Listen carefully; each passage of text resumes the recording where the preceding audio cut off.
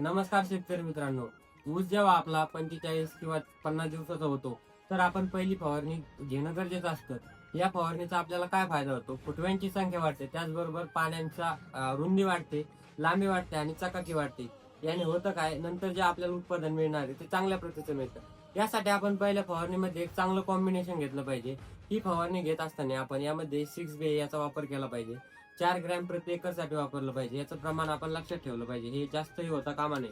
त्याचबरोबर आपण यामध्ये एक विद्राव्य खताचा वापर केला पाहिजे. विद्राव्य खत घेत असताना आपण 10-54-10 त्याचबरोबर मार्केटमध्ये वेगवेगळे ग्रेड मिळतात. आपल्याला जे उपलब्ध होईल ते आपण घेतलं पाहिजे. याचा वापर करत असताना 100 ग्रॅम प्रति एकरसाठी वापरायचं.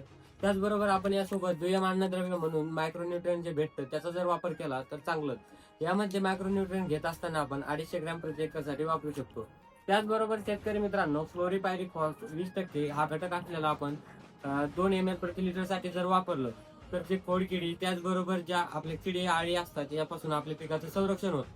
त्याचबरोबर शेतकरी मित्रांनो, बुरशीजन्य रोगापासून संरक्षण होण्यासाठी आपण एक बुरशीनाशकाचा वापर करणं गरजेचं असतं. यामध्ये आपण मॅन्कोजेब प्लस जे आपलं कार्बन एन्झाईम असतं साप या नावाने मिळतं UPL कंपनीचं, याचा देखील वापर करू शकतो. हे वापरत असताना 2 ग्रॅम प्रति लिटरसाठी वापरायचं. हे सर्व एकत्र करून जर चांगल्या प्रकारे फवारणी केली, त्याचबरोबर योग्य ते नोझलचा वापर केला, आपल्याला रिझल्ट कसा येईल आम्हाला कमेंटद्वारे कळवायला विसरू नका.